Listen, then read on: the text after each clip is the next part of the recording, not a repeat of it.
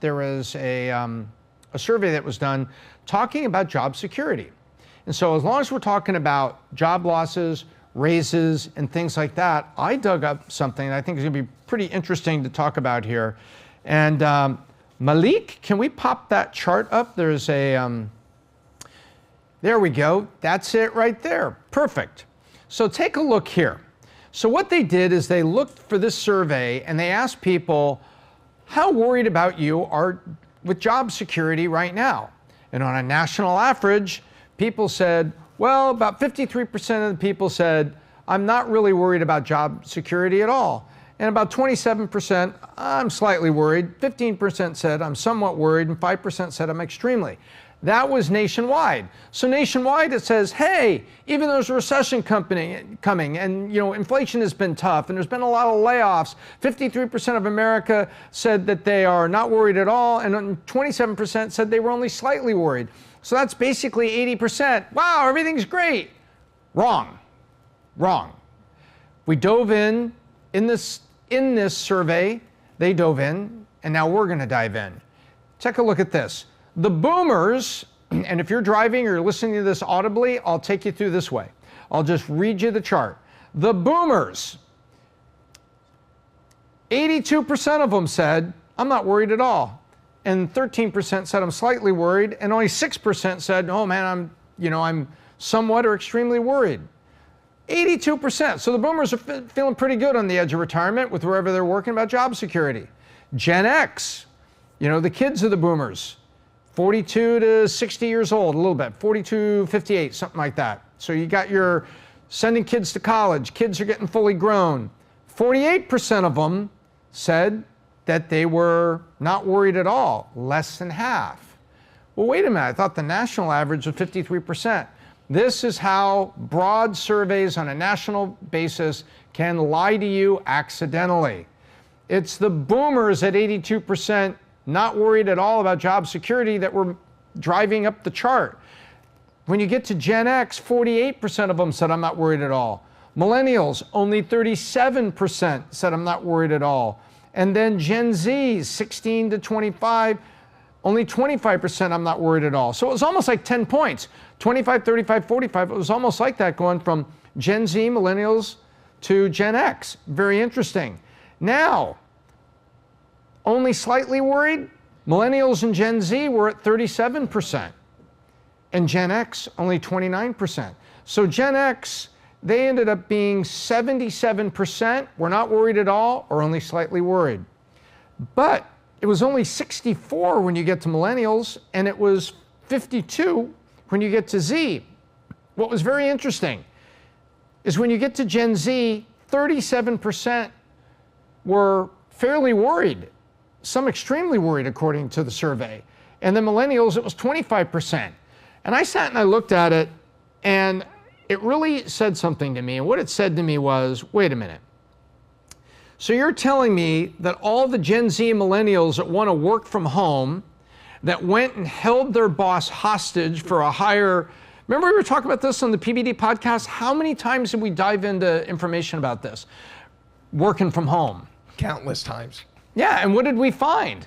Businesses that really wanted to stay in business, that needed people to work, were getting held hostage by people that wanted a 15 or 20% raise in the middle of COVID and to work from home and an allowance to buy biscuits for my dog who gets promoted to be my assistant at home. And it's like, what? And then we saw the stories about people that engineers had 2 laptops on a desk at home, and they had 2 jobs.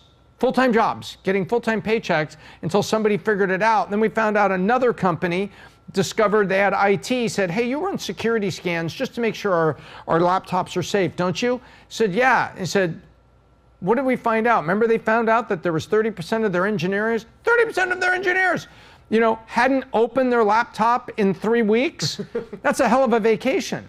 So here you've got the people, the millennials and Gen Zs, were up there at 35 and 25% worried about their job with inflation, with recession, with tech layoffs.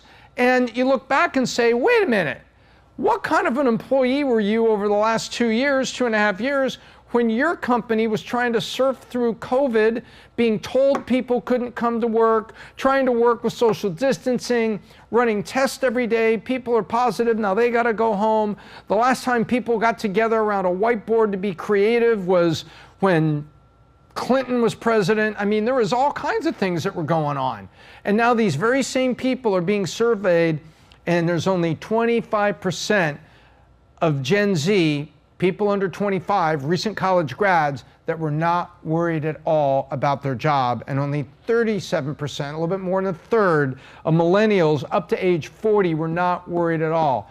These people in the younger generations are worried. I don't want them to be worried. I don't want people to be worried. And I know that not all companies really treat their employees the way they should. So let's not talk about the exception. Let's talk about a broad-based survey across America. And what does this mean for you and me? If you're an entrepreneur and you're running a company, it means remember your younger workers, those Gen Zs right out of college, if they're doing a good job, give them extra props. Not what I mean props, I don't mean raises, and I don't mean freebies, but make sure you spend a little time with them to raise their assurance a little bit more about the health of the company.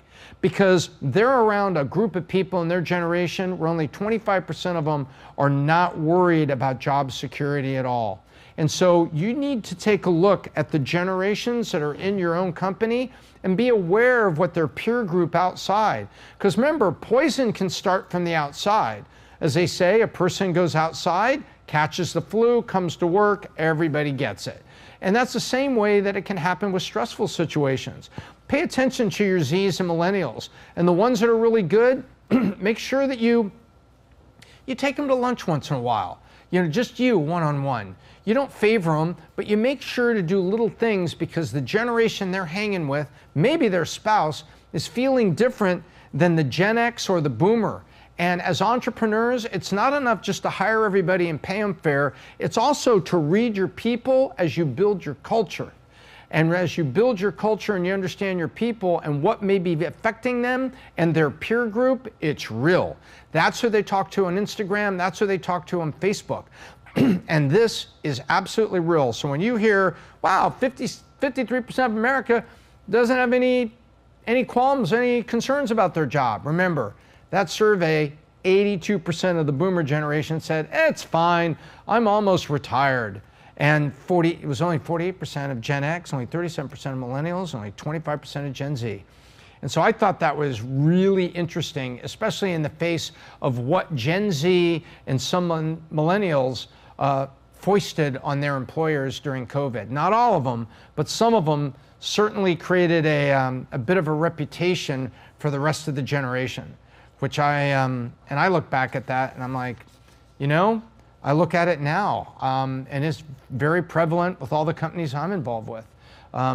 You know, what's really interesting, you look at PHP and the average age of an insurance agent there is a 35-year-old Hispanic female.